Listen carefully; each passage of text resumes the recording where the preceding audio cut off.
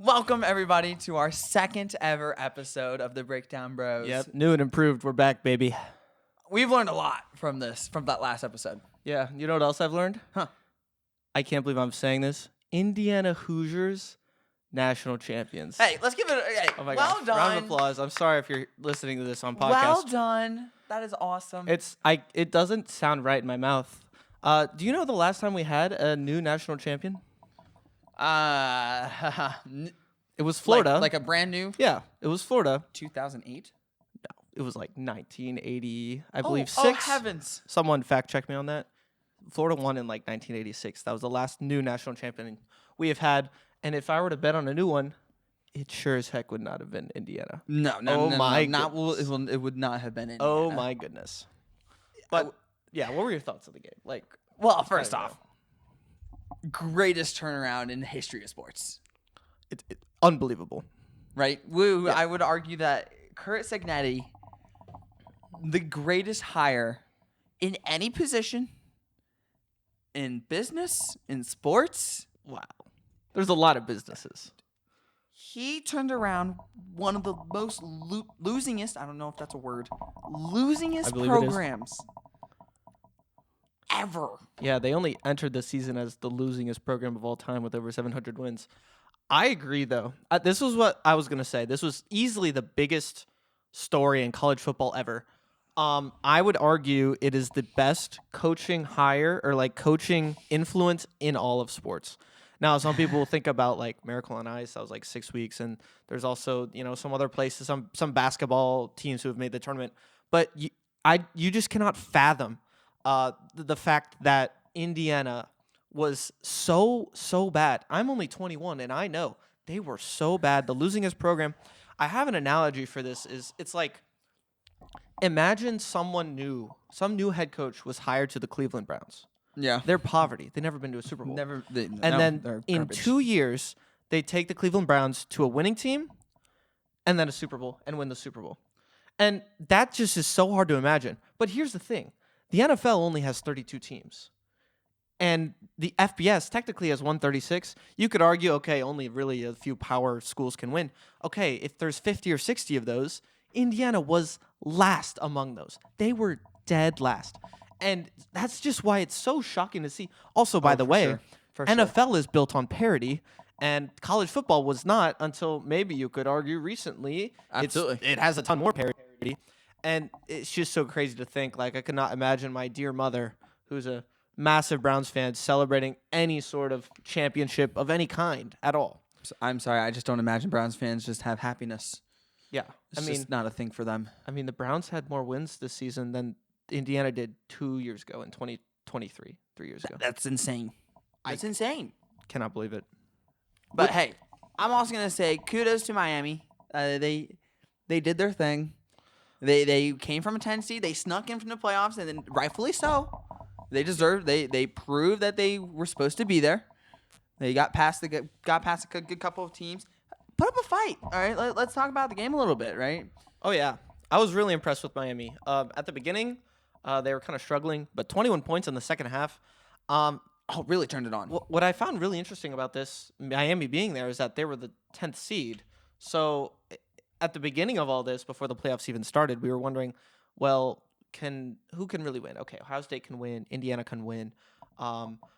Georgia can win. Maybe if Ole Miss keeps it together, maybe. But maybe Texas Tech if they're actually for real. But no one was talking about the bottom.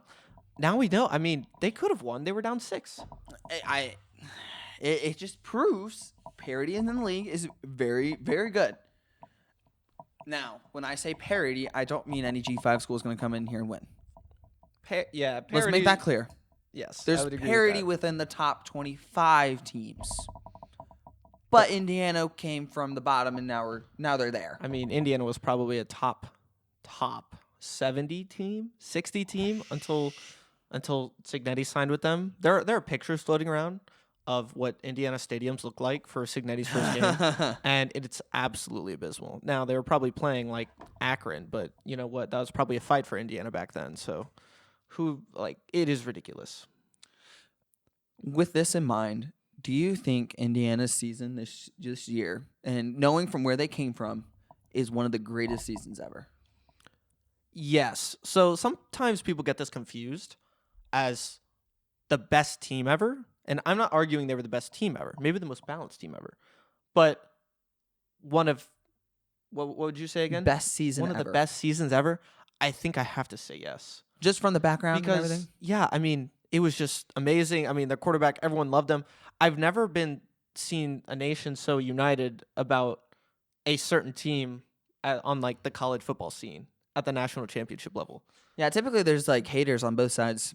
I didn't really feel the hate for Indiana. And I didn't even really despise Miami either at all. Like, But we're only 20-year-olds. Back then when they were good, I'm sure some of the 40-year-old listeners do not like Miami as much. Yes, that's what I've heard. So it was great. I mean, Heisman Doza. Just jeez. You should have the gasp I uttered watching that quarterback draw. And then the second gasp I uttered when he got hit straight in the spine and then still somehow stumbled How forward did he get and that? scored a touchdown. As a defense, I'd be livid. It was just amazing. Good defense, by the way. Like, this isn't... Rap! They're a great defense. Rap! Oh, yeah, form. Take him down. That hit would have knocked out me. That's all I'm saying. We'll have to test this off air. I'm just saying that fourth down most definitely put the nail in the coffin Yeah, for the game. Even though, yes, Miami still had a chance at the very end. it's true. And they were doing some stuff, and then Carson Beck did Carson Beck things and threw a pick. Double coverage.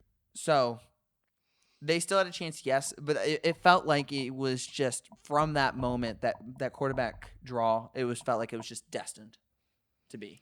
Yeah, I mean, it was just so incredible. Actually, I would say Indiana kind of controlled most of the game. Maybe not so much controlled, but I was never worried about them. I was more worried about my Indiana -8.5 bet, which they did not cover. No. But I forgive But them the for overhit, it. The overhit. somehow. Shout out Jason Schultz. But If you watch this one. back to my point, I was really not concerned for Indiana at all until that final drive. I mean, like I said earlier, Miami scored 21 points in the second half. They get the ball, like they're averaging 5.2 yards per carry, and they get the ball minute 50 left. Oh, for after sure. Indiana had that crucial mistake of a false start, which they almost never do as a super disciplined team, and they almost lost the game. But as you mentioned earlier, Carson Beck did Carson Beck things, and Carson Beck does Carson Beck things. Now, turns out I'm starting to see. So before I go into my next comment there, I just like to say Mark Fletcher, Miami's running back, a dog. Yeah, he's a dog. He was playing his heart out. 142 yards, 2 rushing touchdowns. He did great. Great football player. But off the field, didn't he like punch someone or no? I only that judge someone football else? field stuff. Oh, okay. Well, on the field, yeah, he is a dog. He just cared a lot. Maybe that's applicable to both, really. He cared a lot. about that game. He looked really good too. He looked good. He was like giving me Derrick Henry vibes, kind of, in the way he would had run his the ball. head down running, and it just felt good. I was nervous for Miami a little bit at first, not scoring that first half, scary. But then they come out, Mark Fletcher comes out and just nice little punch in the face right in the very beginning. Huge. That was huge for momentum for them. Oh yeah. Didn't really help their probabilities of winning, according to ESPN, but Well, what does the ESPN know? I would say they know quite a bit. I want to read you some stats. Okay. Okay. And we know how Indiana played. And do. we weren't really worried, right? Not really. So, total yards. Miami had 342. Indiana had 317. Okay, and I think I heard that. Okay. First downs, Indiana had 20. Miami had 15. It's fine. Penalties, Indiana had 5 for 38. A little bit unlike them.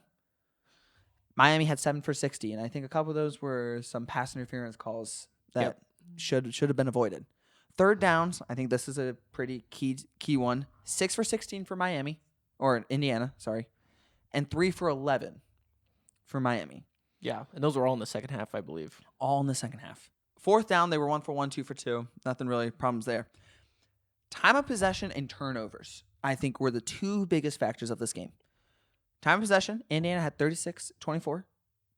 Miami had 23-36. So obviously Indiana had the ball a lot. But then turnovers. Miami had 1, Indiana had 0. And I understand that 1 came out from Carson Beck, but I would say special teams also as well with that blocked punt. Yeah, I think it was huge. I mean, Indiana kicked, I think, 2 field goals, made them both. Obviously, Miami missed one. And the other special teams aspect, of course, that punt getting blocked and in the touchdown. Now, some people might say that if that didn't happen, they wouldn't have won the game. The reason that's not quite true is because worst case scenario for Miami there is actually they punt the ball away and Indiana does a slow march down the field and scores a touchdown. Yeah. Because all 4 of their touchdown scoring drives were 11 plays or more.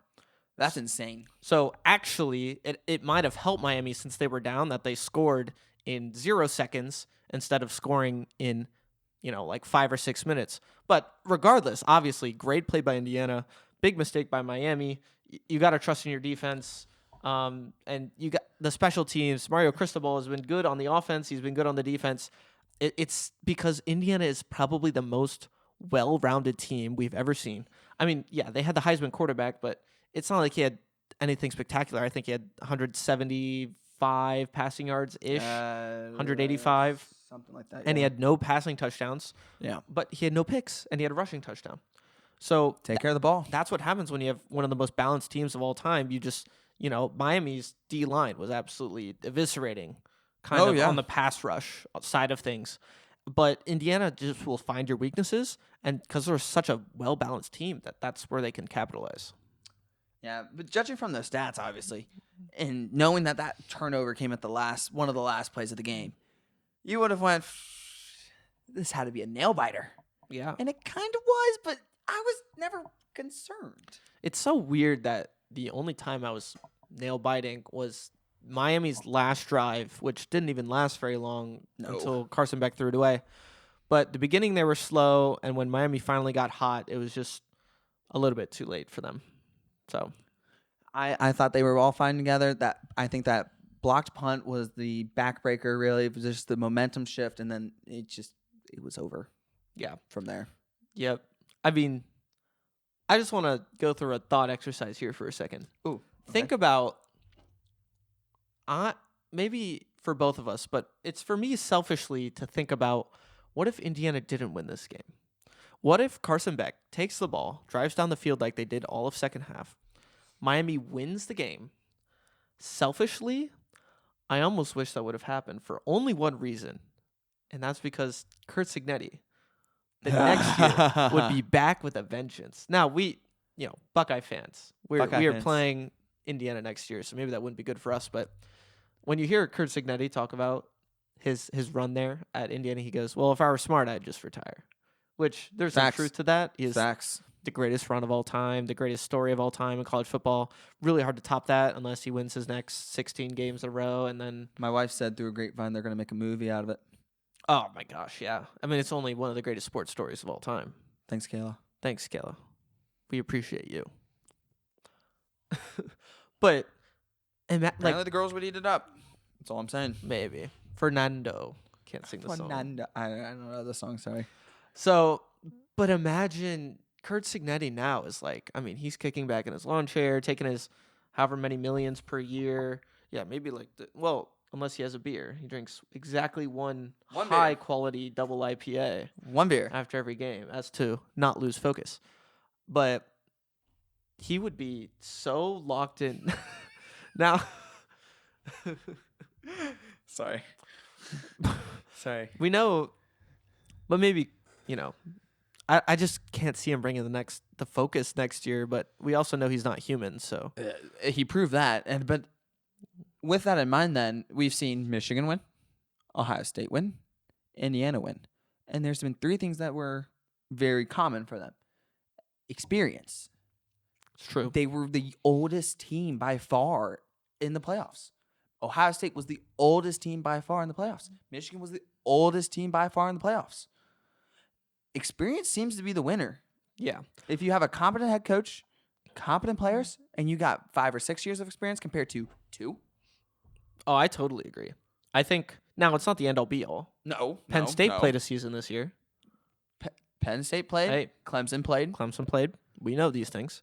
But I think that it's just keeping that camaraderie and that being able to lead that ship, because it's not only that, but look at a team that also like had young players but also like lost focus and coordinators like Oregon.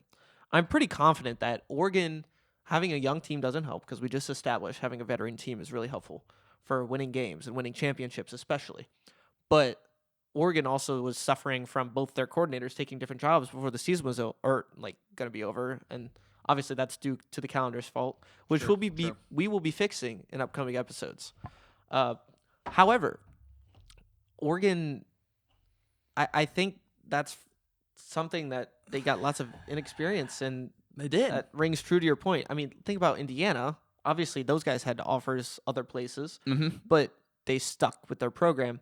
Same thing, like, Miami. I mean, they weren't struggling too horribly. I think they had one of their secondary coaches Yes. probably have some sort of job somewhere. But, I mean, as far as most of their players and even their, head coach for and sure. coordinators, they were locked in. Yeah. And that's really important. They were in it to win it, and I just say kudos to them. Way to build a culture in the first place that says, yeah, we're signed and we're going until we win this thing, and they did. So I have another question about that, but on a different side of things. We kind of touched on this earlier, but do you think after number 8 Ohio State wins last year, and then number 10 Miami makes it a one-score game against number 1 Indiana in the next year's 12-team playoff, did that justify the 12-team playoff? And does it justify further expansion?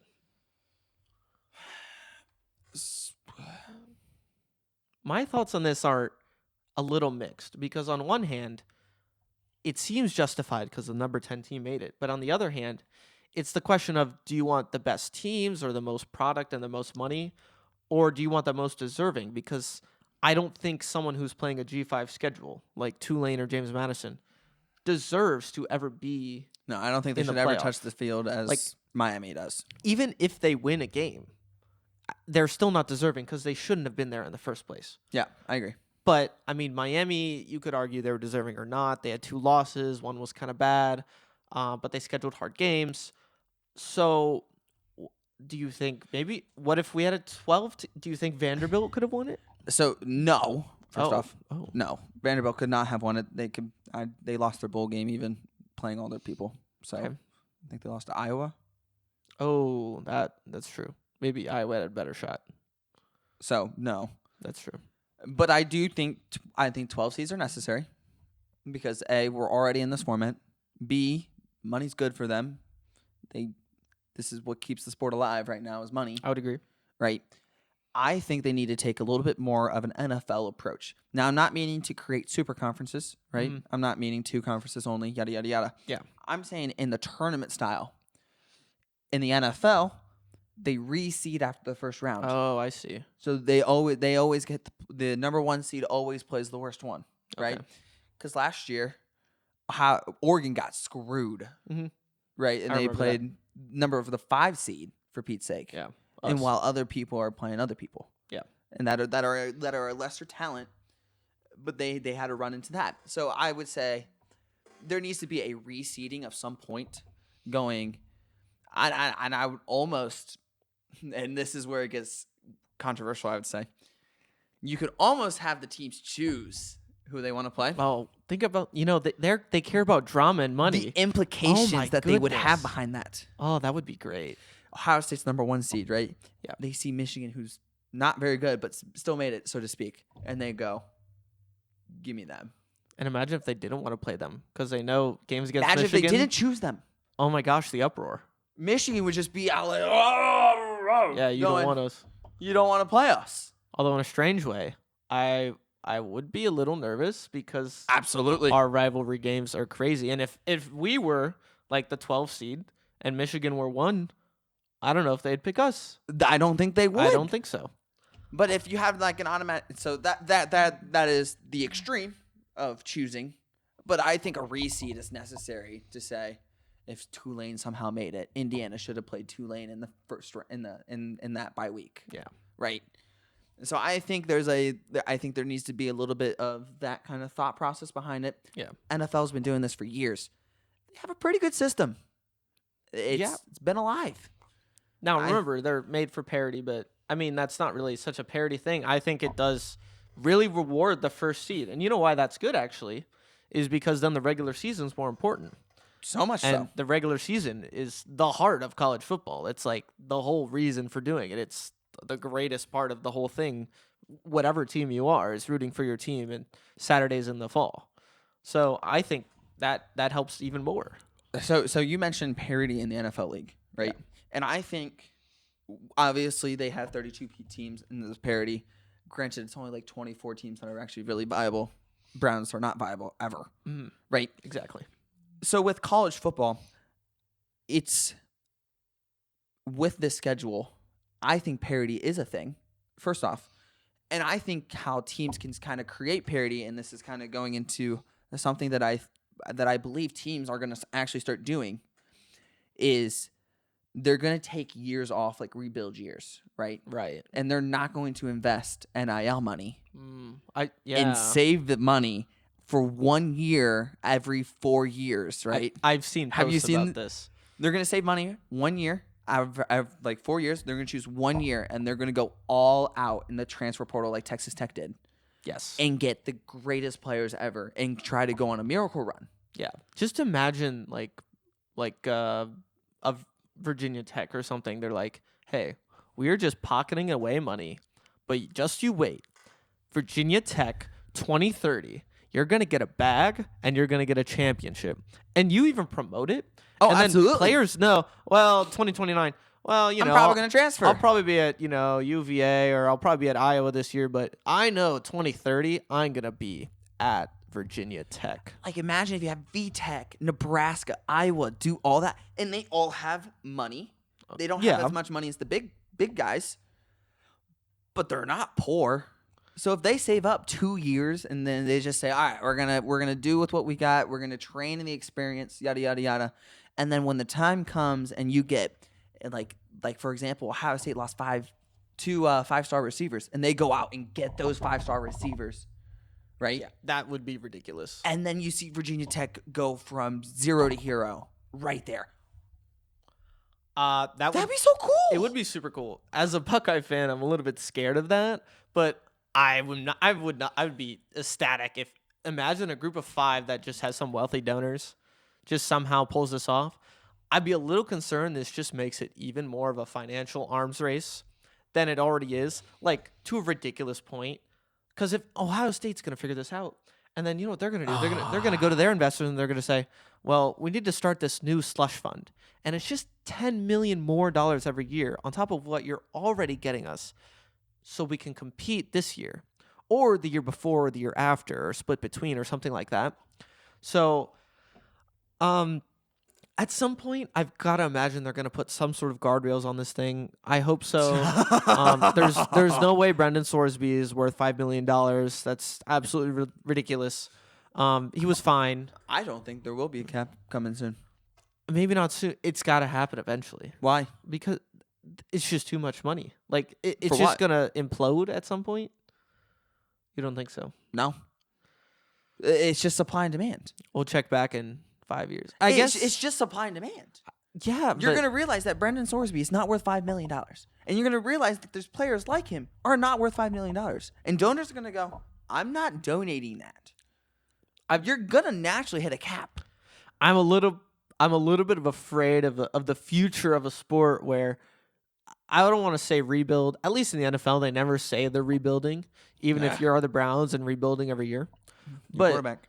This is like the idea that you're Nebraska and you're like, you want to win. You're a season ticket holder. You want to win every game.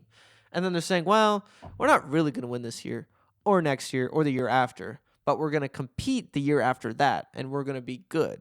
Maybe not even the best, because it's such a dynamic sport. It's such a team sport. It's the most team sport out of all sports.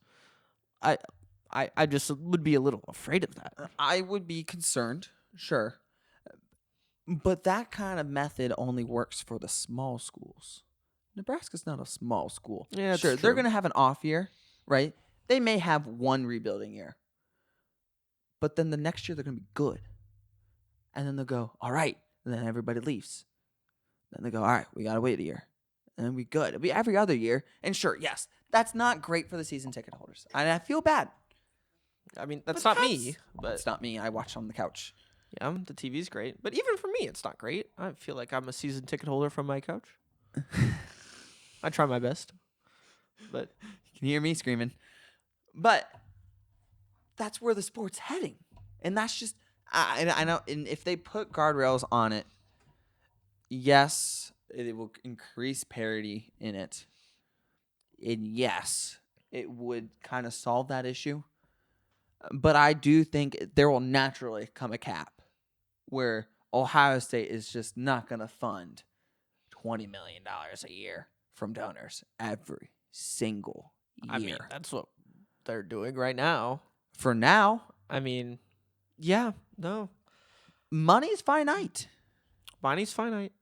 Some might say. I don't know. You look at some of these contracts and Mark Cuban he's got plenty of money I mean to send to Indiana. But that's so like I it's saw a so clip. much money. I saw a clip and it said that he was looking to like pay players under a certain amount. I didn't catch the number what it was, but he made sure to make it known that he is not the piggy bank of Indiana. Right. Billionaire Mark Cuban, right? Not the piggy bank. That's what he says. They got other piggy banks probably. But this was a great segue into our next one. Now that Indiana's won, what narratives have died? And obviously, Blue Bloods are not always going to be the winner, and that's been shown. That's true. I mean, Indiana was definitely not a blue blood. Had very little blue chip. So yeah, where are we going with this? So everything now that Indiana has won, we're kind of taking a look at the college landscape here, and we're gonna go. What were some I would say some truths that we always thought that have kind of been laid to rest and kind of been disproven? Yes. That we don't really we don't need to harp on anymore, right? Yeah. And obviously we already touched the Blue Bloods. My next one was home field advantages need to be reconsidered. Really? Getting a top 4 seed, and I think we've proven this. We're 1-7 Yes. in home field advantages, or at least bye weeks. My bad. Home field advantages, fine. Okay. I was about to say home Bye field weeks advantages need to be. really good. I typed that wrong. Bye weeks are a problem. Bye weeks need Okay. to be I see what's talked happening. about. Yes. My bad. I typed that wrong. But We all make mistakes. And 1-7. We are Josh. No, continue. 1-7. Insane. Why? At what point? If there's going to be a G5 school in, I'd rather have a tune-up game against a G5 school and then go face Georgia. Yeah, I really liked Oregon's position this year. Oregon I thought was It's great. too bad they got buzzsawed by Indiana, but still, I mean, that nice tune-up game. Ole Miss had Tulane. Yeah, exactly. Phenomenal tune-up game. Sorry, G5 schools. It's true. Go to Georgia. Already Trinidad Chambliss is playing like a freaking superhuman. Yeah. The He's tune-up good to game go? at home, too, is just Phenomenal. really nice. So, I think that's why we need the reseeding. Okay. Right? Yep. And I think that needs to be implemented relatively soon. Well, Or B, you go another way. You can go home field advantage for the second round as well, yes. which I know a bunch of creators are calling that out and saying we should have more home games at the stadiums and not at bowl games. And I agree completely. That's, once again, the whole point of college football. I'm going to college, and, I want to go to a football game, and I got to go to 2 playoff games in my home stadium. Facts. First of all, it's a good advantage and a necessary advantage because the more advantages we give to higher seeds, the better, because they deserved it during the regular season. Regular season Greensboro. Even though they're kind of arbitrarily decided. But, I mean, home playoff games are great. The good news is I would imagine the landscape of the playoff is going to be changing. I would assume I know people are lobbying for 16 teams. They're lobbying for 24 teams. Top 24. I think if you had to ask me right now, the most likely playoff format for maybe 2 years from now, but maybe even next year, I would say is probably going to be 16 teams. I think 16 teams makes sense. I think it could be worse. Oh. I think it could be worse than 16. I would prefer 12. I like 12 if we got rid of some struggle auto with bids. 12. Yeah. That bye week is killing people. Yeah, I don't love the bye week, I will admit. If you have to that. 16, you have everybody play. You have Indiana play JMU. And they go, hey, congratulations, you're the 1 seed. Here's the tune-up. Well, you just get rid of the auto bids to group of 5 schools, and then it gets quite a bit better. But you know what? 16, not that bad. 24, now you got bye weeks, and you got 24. I mean, What is this, March Madness? at that point, we're adding, I don't even know what team was sitting around 23rd or 24th this year. Probably like Troy or something. I don't know. Don't fact check that. But I would agree. No clue. The buys have to go. So I'm all with you on that. That's a fan fact right there. Like, right. Yeah. Okay. Heck yeah. Hey, No one fact check that. do you have a narrative that you would like to put to rest Oh, I do. before I go to the next one? Oh, no. Yeah, I'll go next. We can go back and forth. I have a couple. So, my narrative that has been put to rest is you need elite offensive talent to win. So, in the past, it's always been Joe Burrow this, Baker Mayfield that, Patrick Mahomes this. I feel like every year it's always like you have this one guy, and sometimes the guy's not even there. Let's look at Michigan. They had Blake Corum, running back. Yeah, okay, he was a beast. But JJ McCarthy, Did they have Nico Collins? not that good. I don't believe so. That year? I don't know. No, I don't think they did. But then last year, Ohio State obviously had, really great offensive talent. However, this year, Indiana, I know they had the Heisman Trophy winner, and somehow I'm just still not really impressed. They were a really balanced team. And if you looked at what was great about that team, it was their veterancy, but it was also winning in the trenches. You can especially look at Miami. Look at their run to the championship. Miami didn't have any absolutely incredible Fletcher. Like, he was great. Fletcher was good. But I mean, they are not offensive freaks winning these games. He's tried, but he's not winning the game. Mendoza, yes, he made a bunch of great plays. He had a touchdown. He's not winning the game. No. It is a team. It is in the trenches. And I think, unfortunately, one of the best examples of this is Ohio State. We had, top guys at running back, top guys at wide receiver, Heisman candidate at quarterback, and it didn't matter. Because, we just kind of got blown up and we didn't know what was going on and we can't establish a run game. And our defense was really good, but you just don't need the same offensive talent. I mean, you think of elite teams, you think of how many first-round draft picks 2020 Alabama had, especially on the offensive side, and 2019 LSU. Obviously, I mean, you got Jamar Chase, Justin Jefferson, Joe Burrow. It's like, okay, those guys could have won the game by themselves. I'm not sure that's so much the case anymore. I don't think so. Now, maybe I'm getting a little ahead of myself. I know LSU's offensive line in 2019 was stellar and outstanding, but I think people basically maybe they shouldn't look so much at look at this wide receiver I have, look at this incredible quarterback maybe even that I have, although quarterback's super important. I think it's a little bit overweighted, and you got to start paying more attention to the trenches. I completely agree. The trenches are where I would say is where you win games. Yeah, is what I would say. If you have a good offensive coordinator, your offensive coordinator can scheme you open, a wide receiver. I can agree with that. Yeah, you do not need a Jeremiah Smith on the outside just to bail you out. Now, it's nice to have whenever you get bull rushed, right? Yeah, but if you have a elite offensive line, you can sit in the pocket for 3 seconds and go from your first read, second read, third read, and then back to your check down. Exactly. If you have to. How do you think Jalen Hurts is even comparable to Joe Burrow? He's not nearly as good. I can tell you that much. And maybe this is my Bengals rubbing off on me because we have elite offensive talent and absolutely horrible defense, and it gave us like 6 wins this season. But I think it's applicable to college football. Absolutely. And I think when we build like Ohio State teams, even like you gotta start with the big boys.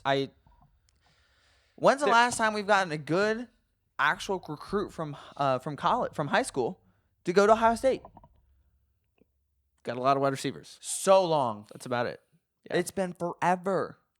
All we're doing is just trying to plug and play transfers. It's not working. So, all right, that was my narrative. I digress. That was a great narrative. That was a great narrative you put to rest there. Ready for mine? Yeah, go ahead. In this new era of college football, SEC's not the dominant one. Oh, I think this is obvious. I mean, is it over?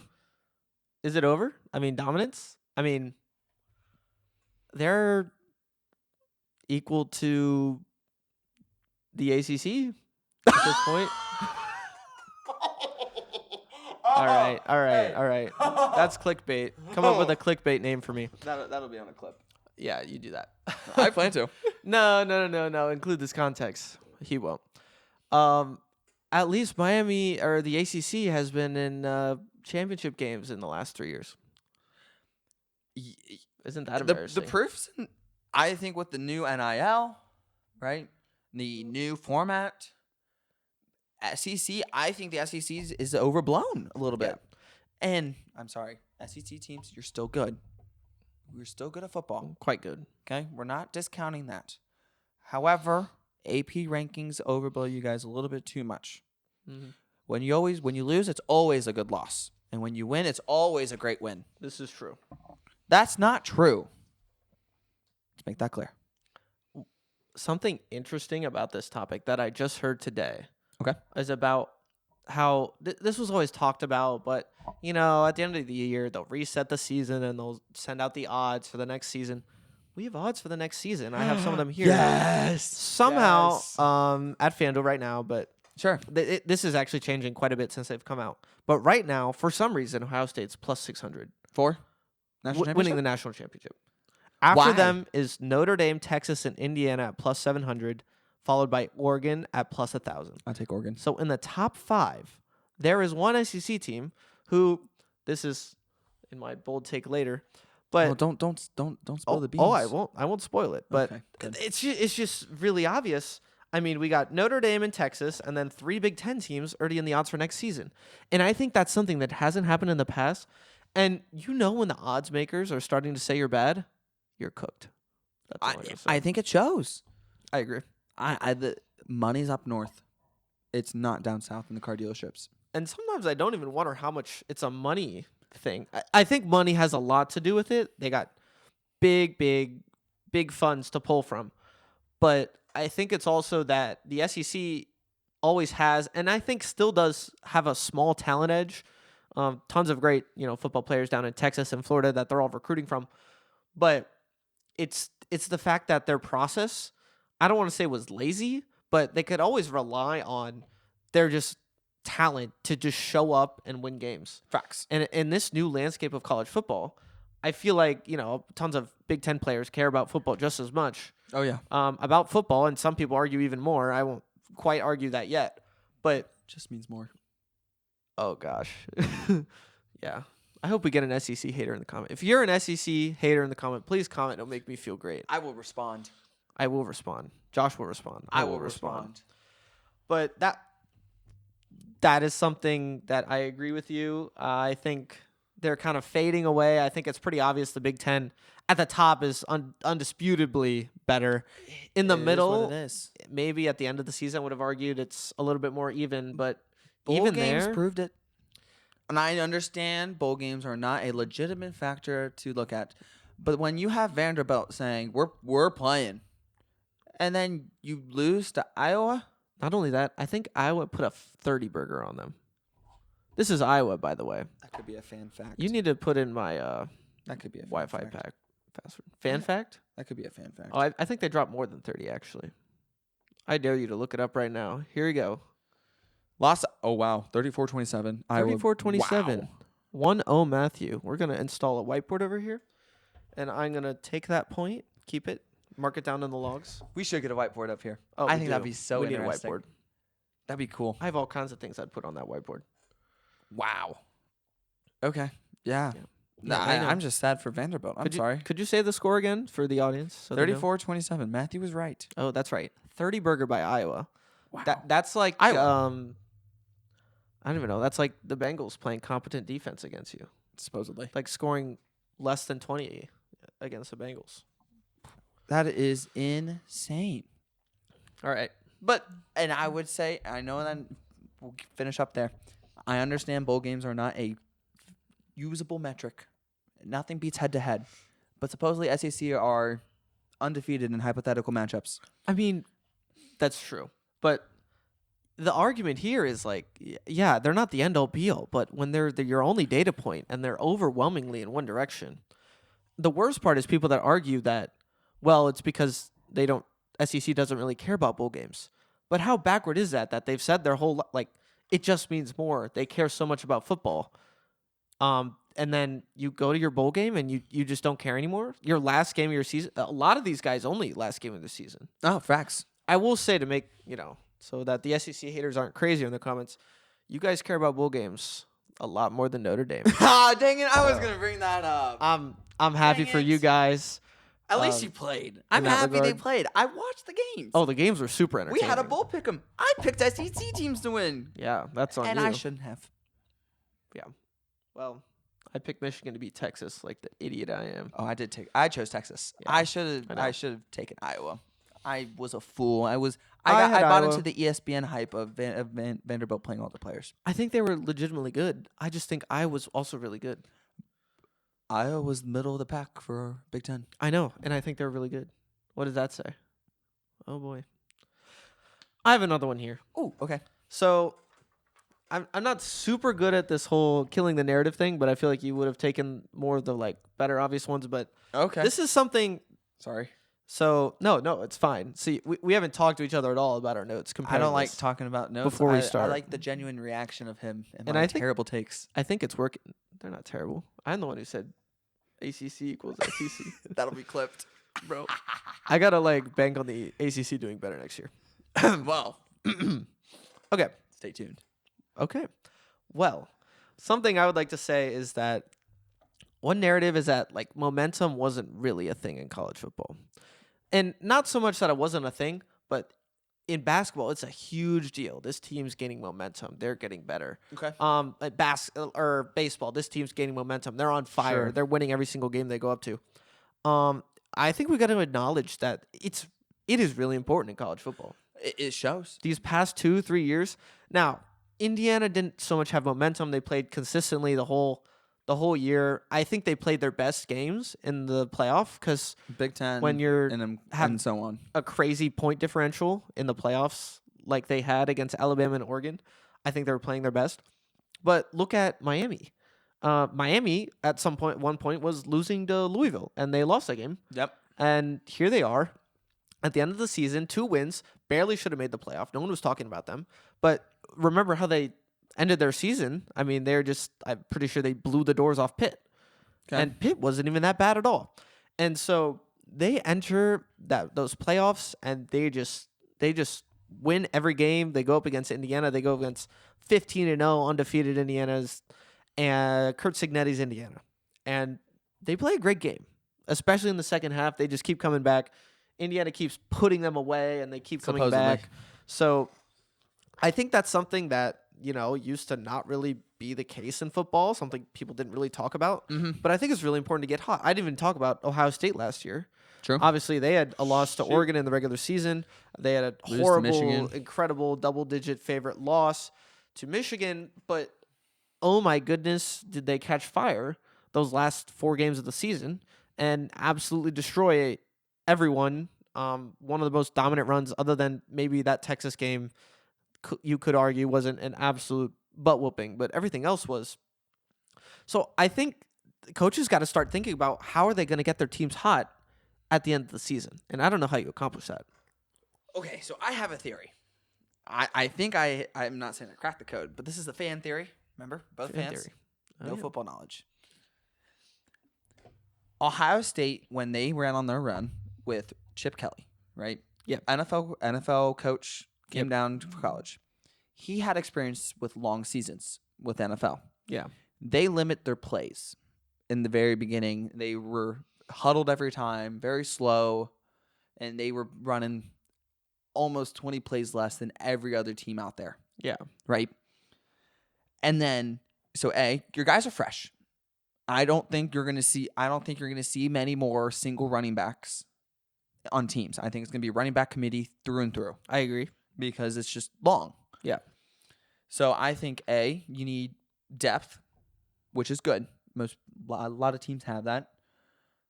Limiting plays. I think we're gonna see games slow down as we get through the years. Amount of plays are gonna slow. But then at the very last 2-3 games is when they're gonna see the playbook open up a little bit more. Okay. A little bit more.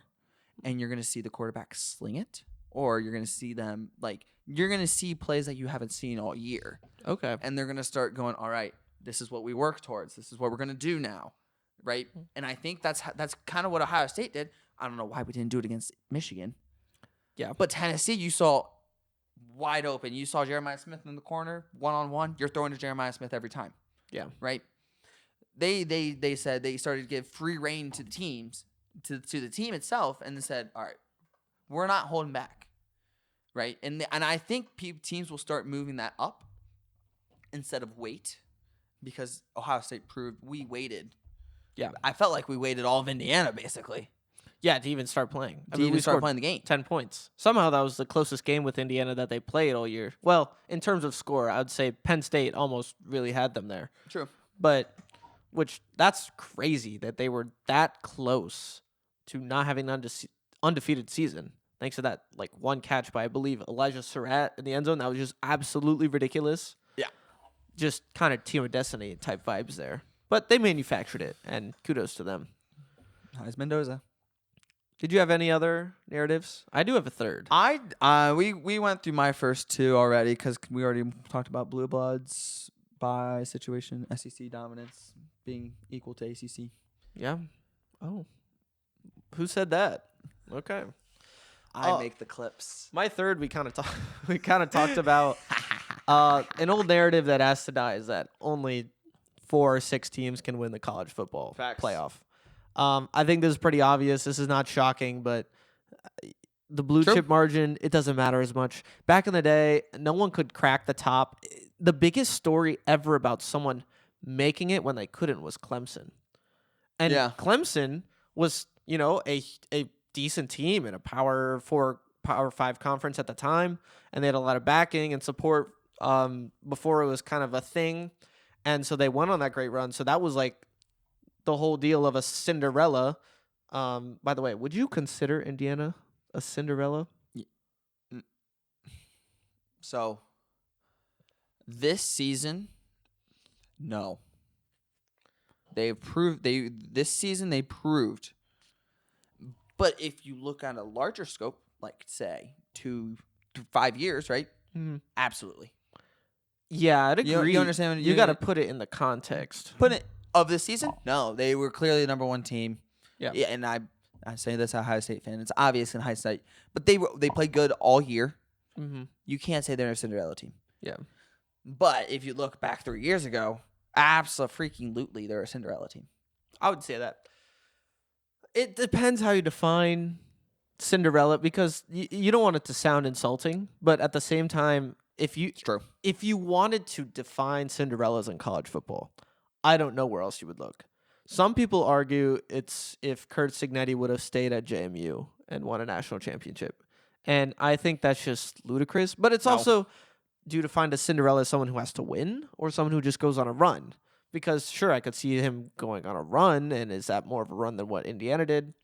I'm not sure. I think taking the losingest team ever, if you do put it in the context of 5 years, I think you have to call it a Cinderella. It's a Cinderella. But at the same time, a Cinderella implies they're going away. I don't know they're going away. I don't think so. I definitely don't think so. That'll be another segment another time. Okay. Yeah, we'll have to see about that. We got to save some of these. Yeah. But to kind of wrap up, it used to be only a few teams could win, or you'd start the year and only a few teams could possibly win, and it was really obvious who was going to win after about week 4 or 5, and everyone else was just kind of playing games for fun, and they were super useless. But at this point, everyone who's in the top 12 obviously could probably win later in the season, and everyone who's even inside close playing those top 12 teams, you're making an impact on the overall national championship. So absolutely, I think that's. Let's move on. Pretty cool. Oh, yeah, go ahead. 3 teams that we think will exceed expectations. Or I'm going to make that note. Exceed expectations. Not win championships. They could. They could. Maybe. Sure. Depending on who you picked. Exceed expectations of what people think. And once again, we have not talked at all. There's a chance we have similar teams. There's a chance. I keep my papers hidden. Mine aren't so hidden, but I trust in Josh's good faith. Would you like to go first or me? I'll go first. Okay. one team that I really believe in this year. I wonder if you have them. The Virginia Tech Hokies. Yes? Well, You almost put them? Honorable mention? just wait till my hot take. Okay. No, that's fine. The Virginia Tech Hokies are they went 3-9 in 2024. That's pretty bad. Already, Josh is really sad about this. So This makes me sad. we're just thinking on the same lines here. Their natty odds are plus 50,000. Their portal ranking number 6 in terms of net, like how much better they got. Them. High school. I mean, a ton of that is just a bunch of Penn State guys going over there. True. But at the same time, I mean, Hey, it's Virginia Tech. number 24. I mean, they have a number to be 24 high school recruiting class. What's really interesting about this team is they won 3 games. They hired James Franklin. I'm not even gonna talk about what unless Josh wants to get into it. I'm gonna wait till my hot.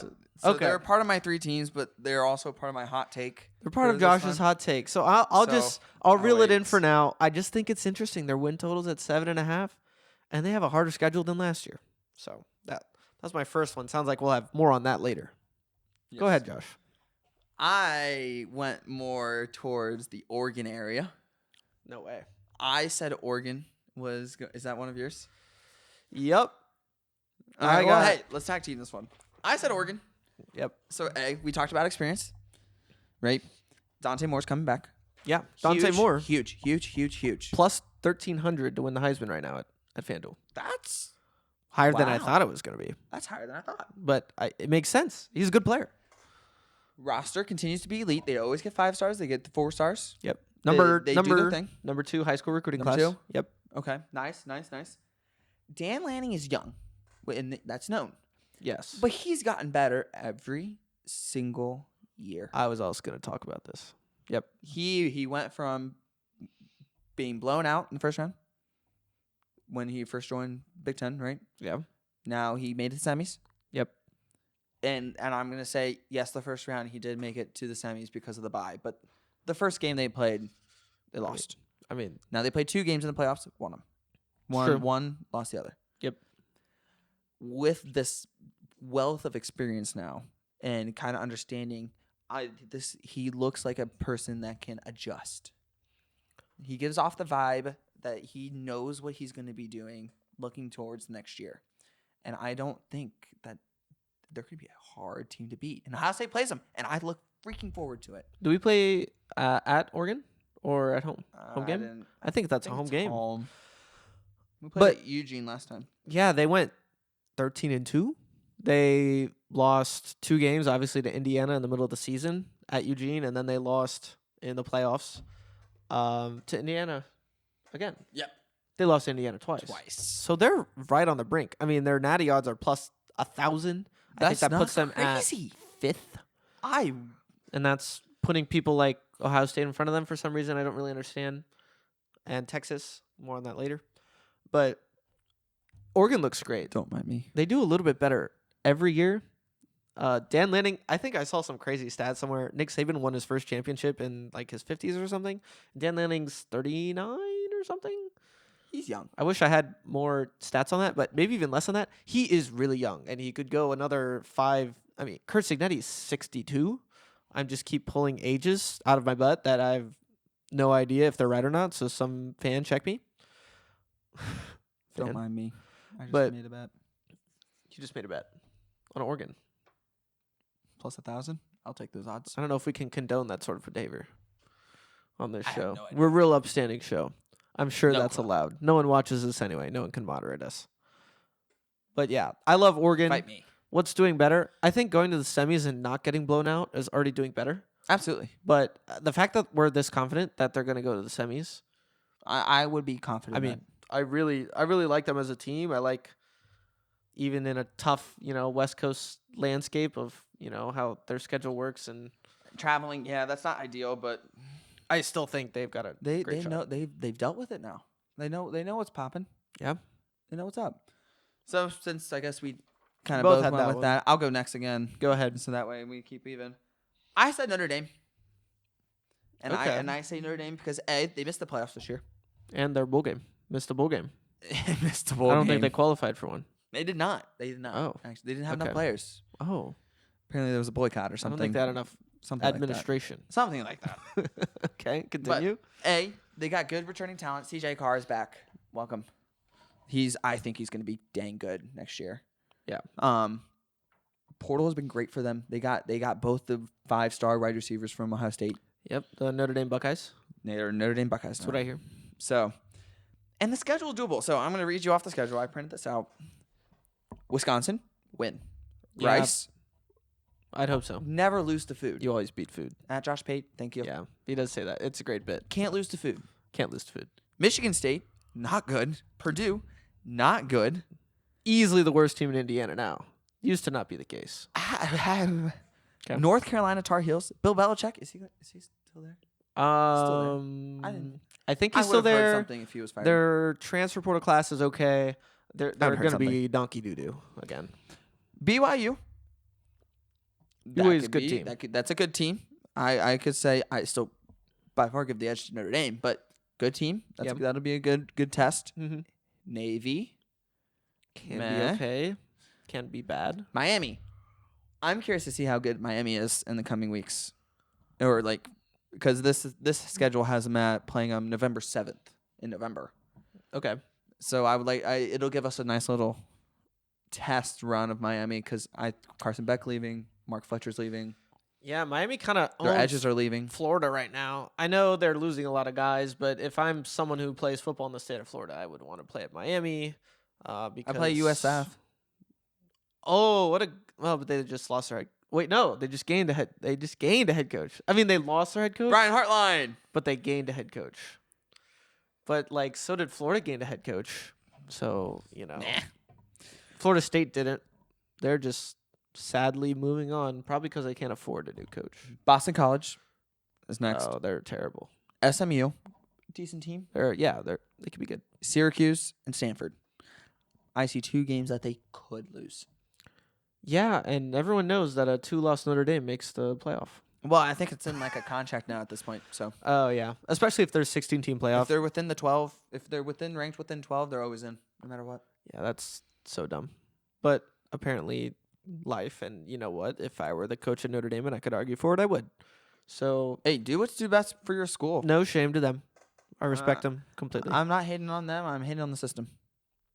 Right. I hate the system. System sucks. But That's another day. I agree. Even if they lose those 2 so-so games or win one of them and then lose some inexplicable game because of As long as they lose it in September. injury or something. Yeah. Well, they lost both their other games in September, Josh. Well, they also lost to Northern Illinois That was a year before. 2 years ago. That was too long. Oh, That was in September. it's a long time ago. Oh, and then they made it. Oh, yeah. Yeah, that totally happened. How they didn't make it this time? That was just because their 2 hard games were in the beginning of the year, and they didn't play. They played dog crap teams the whole time. Yeah, they did. But I still can't believe, by the way, Miami, 3 points. And then Texas A&M, they lost by 1. So didn't get in. Suckers. Craziness. My team. Your last team. My last team. Your SEC, Kentucky Wildcats. Ooh. Okay. Mostly because they can't do much worse. I mean, they had 5 wins, 5-7 sure. in 2024. Their natty odds are way better than the Hokies at plus 35,000 instead of Oh, good for 50,000. them. I don't even understand how that works. Their portal, they're like 37, not great. I think their high school class was a bit better, but they got some really key portal pickups Okay. that are really going to make a difference. Really? And they got their new head coach. And now I realize I'm really ill-prepared because I don't remember the head coach's name or who the players are. I thought it was on my piece of paper. No. It's not on my piece of paper. We're just Hey, going to make a if- bold prediction and write it on the whiteboard that you know- Kentucky Wildcats make a bowl game. Okay? If you know who those players are and coaches, please drop a comment. Yeah, reprimand me. Go ahead and Tell him he's wrong. And doesn't Also know what he's doing. tell me if you think Kentucky will win 6 games this year and qualify for a bowl. I bet they flip their record and go 7-5. All right, ready? Oh, yeah, go ahead. So, my third and last team, combined with my hot take for this episode, Virginia Tech. So I am glad that we were somewhat. It kind of validates what I felt Yeah? that we were on the same page as fans. But I'm gonna go a little farther.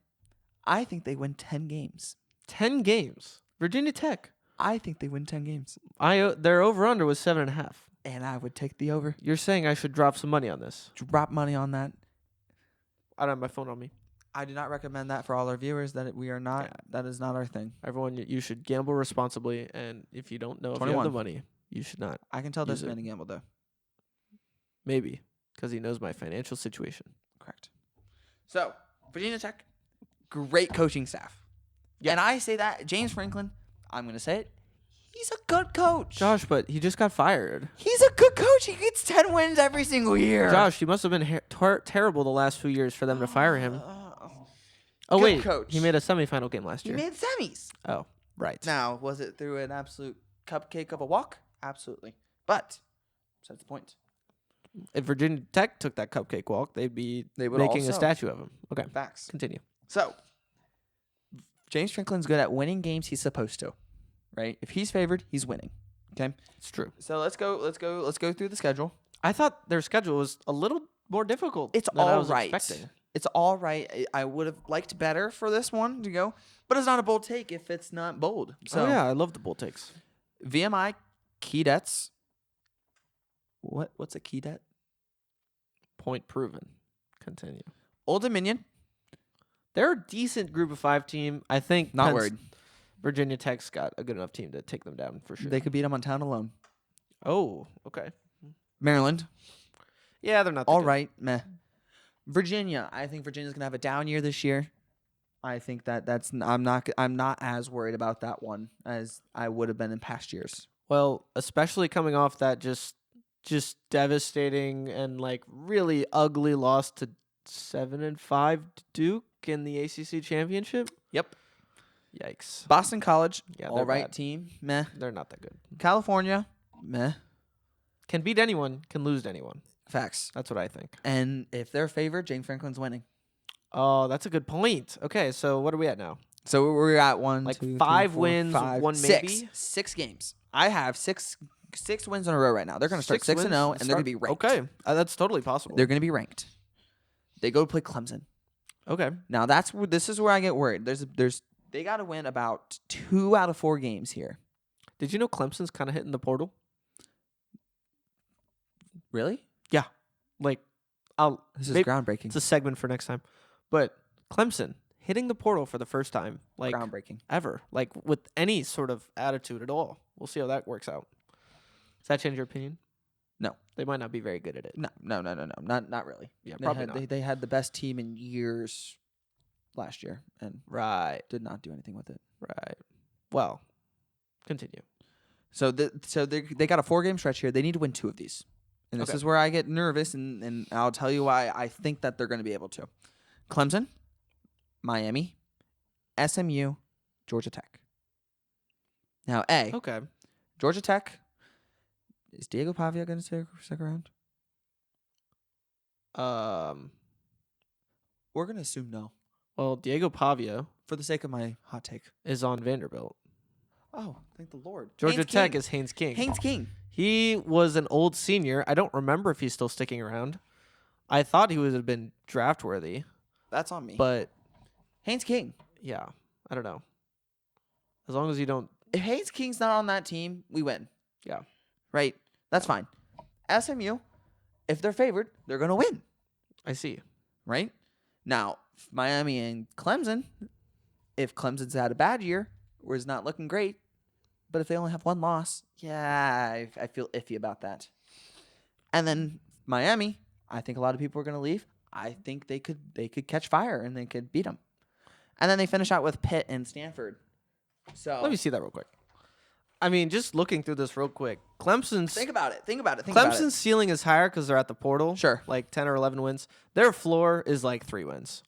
Miami, they got the biggest chance. Their ceiling is the national championship. Their floor is like, as long 6 as wins? 7 Cristobal's in there, probably 7 wins. SMU, I think their ceiling is like 9 wins if they open their pocketbooks. Otherwise, their floor is like 4 wins. Georgia Tech had a lot of veteran guys. And So I think they're leaving. I agree with you there. I don't think they could be as good as they were this year. Might still be good enough to beat Virginia Tech, but then maybe not. And you're saying they win their last 2 games? Absolutely.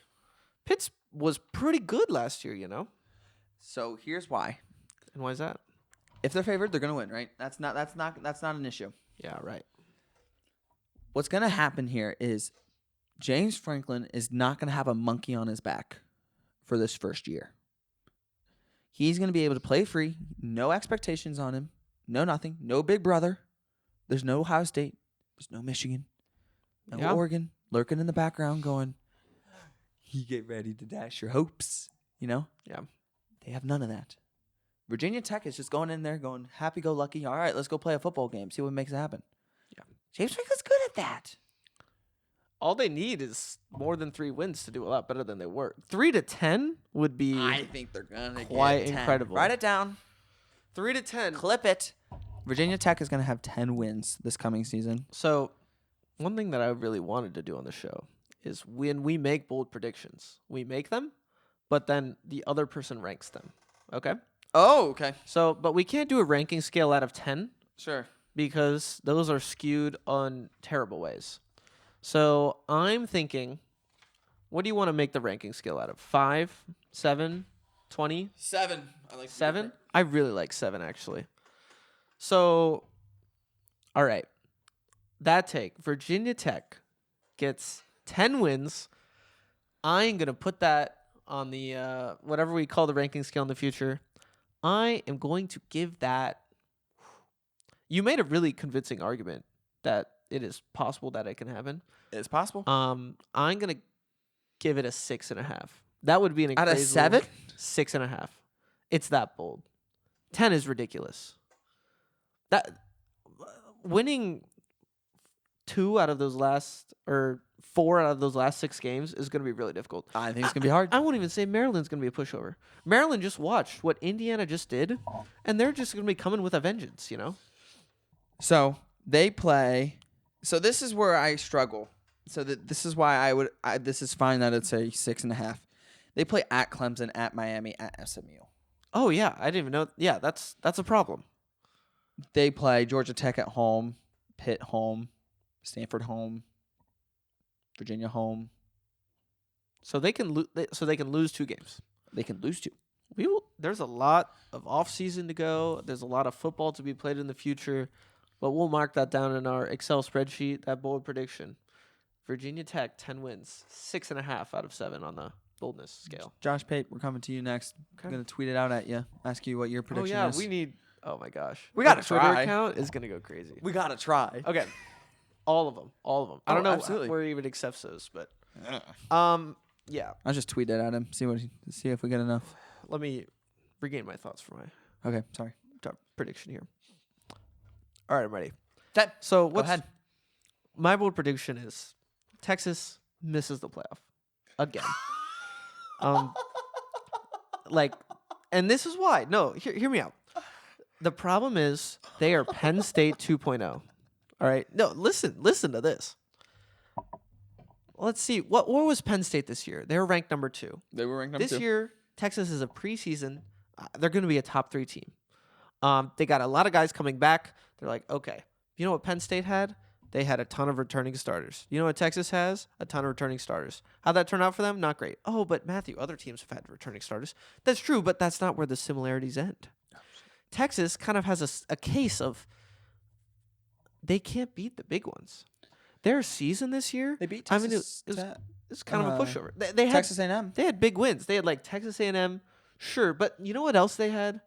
They had a solid stretch there where they looked like crap. They did. First have of a all, stretch they that lost did to not look Georgia. great. They haven't beat Georgia in like 10 years. So as long as True. they're playing Georgia, they're gonna lose. True. The other problem is they have that time where they look like crap, and I think these Texas fans are gonna be done with it because remember Start they leaving. went to overtime with like Kentucky Sure. and they were tied with Mississippi State in the fourth quarter. Oh, I remember that. And those were back-to-back Then games. Brandon Walker opened his mouth, and then they lost. Yeah, it was so unbelievable that like there's no way that they're gonna go the whole season. They're gonna be disciplined. And this is the other thing, James Franklin. Everyone's comparing James Franklin to like oh my gosh, Oregon's coach Dan Lanning? Dan Lanning. Everyone's saying Dan Lanning's the new James Franklin. Oh. And as much as I wouldn't like to say that, It's been because 2 they're like years. Dan Lanning can't win the big games. You know, Texas. I guess they didn't make it this year. And sure, they were playing well at the end of the year. They beat Texas A&M. They had Sure. a couple other top 10 wins, but only because they're in the SEC that they're ranked in the top 10. Mm-hmm. So my whole point is I think he's going to get one loss and maybe a second loss under his belt, and then people are just going to go crazy. Okay. I think they're going to I don't think you can implode to the level that Penn State imploded, because that was like generational. Like almost as well as Indiana went up this year, Yeah. Penn State almost went down that much until they fired their coach. Oh, and then true. They did better. Nothing against James Franklin. I actually think he's a great coach. I don't know why they did that. But I think Texas has the perfect storm brewing. They have all the expectation. If I didn't mention it earlier, Texas has, like I said, tied for the second best odds to win the championship. Yeah. They have the Heisman favorite. Again. Okay. Last year, Yep. Arch Manning, Yep. Heisman favorite. This Yep. year, back again because they're reloading. Hey, love Manning. Like, they need Name. any sort of a guys to not work out, and it's going to be a big problem. All right. Just off that, so we're looking at 3 losses. 3 losses? Oh, no, but Texas should have made it with 3 losses. I We're think gonna they assume- get 4 losses. Great. I want you to tell me where it is. I'm gonna give you the teams in a row. Oh, and I can't know which one's next? You can't know Okay. what's next. Go ahead. Ready? I'm ready. Texas State, Okay, they're going to win that. Ohio State. That's at Texas. That is at Texas. I think if I'm saying they're getting 4 losses, they're losing Ohio State there. UTSA, Winning that. Tennessee, This is going to be like the 4th loss or maybe not. I don't know. This is why we're doing this Is exercise. this at Tennessee? Checking to see if you did research. Is this at Tennessee or Texas? At Tennessee. This is at Tennessee. I say Tennessee wins this game. I think that's going to be the warning signs. It's going to be like, this is where the fans get angry. This is where they say to fire their coach when they shouldn't. But this is where it starts to get ugly. Oklahoma. Ooh. So they beat Oklahoma Red River Shootout. this year. They did a lot better. Neutral site. Oklahoma not looking super great this One year. of the best rivalries in football. Yeah. I think if Another argument. if they lose that game, the fans really implode.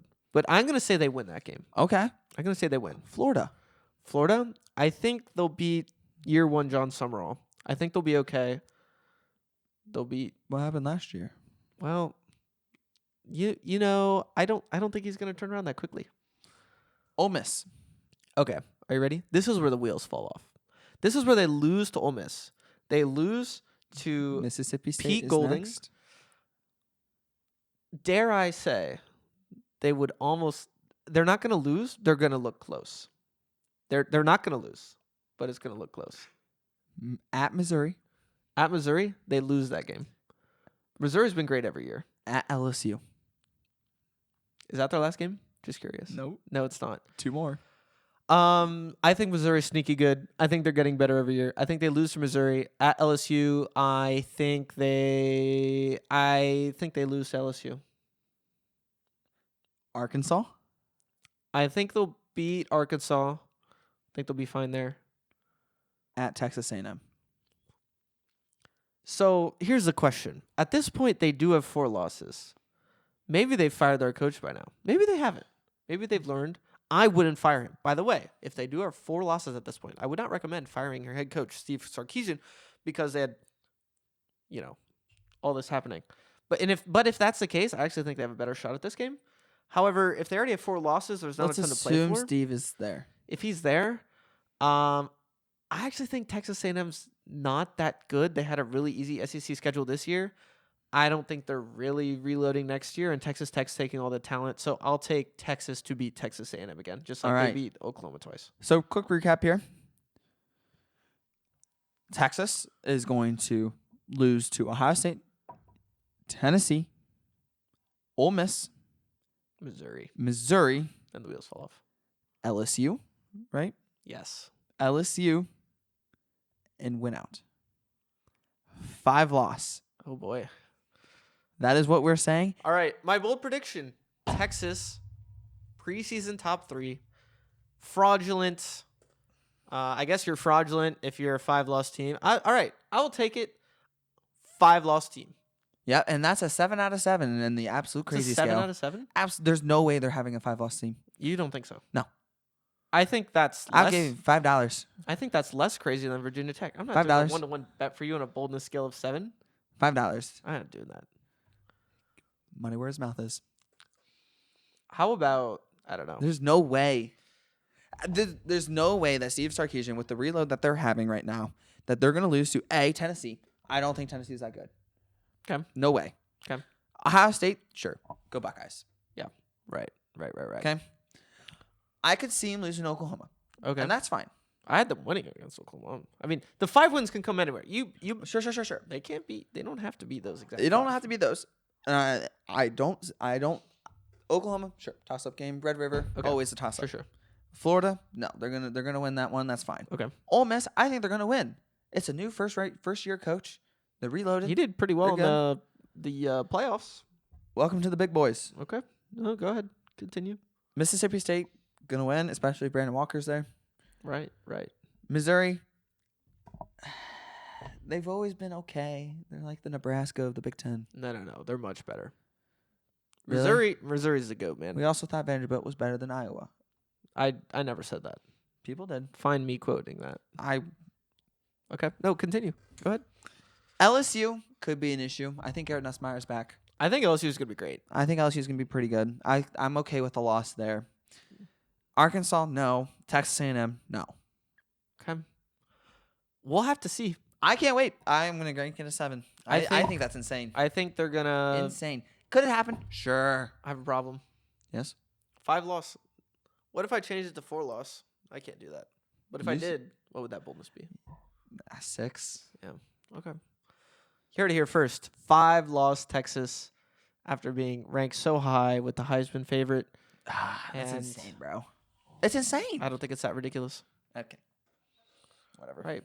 I think that wraps it up for us. about does it. Thanks for watching if you made it this far. If you're listening on podcast, make sure to subscribe and follow us. If you're listening on Yeah. YouTube, definitely subscribe and follow us. Follow all our social medias. I will be getting those handled. Great. Joshua's going to clip me talking about the SEC being I compared can't to wait. the ACC. That one's gonna be my I favorite. think I'm going to get a lot of flack. I That's think gonna be my maybe favorite. we'll even get our first hate comment. Hey, I will respond to it. Okay. Well, I guess if it's towards Matthew will. that's all. We'll see you next time. Next week. Bye-bye.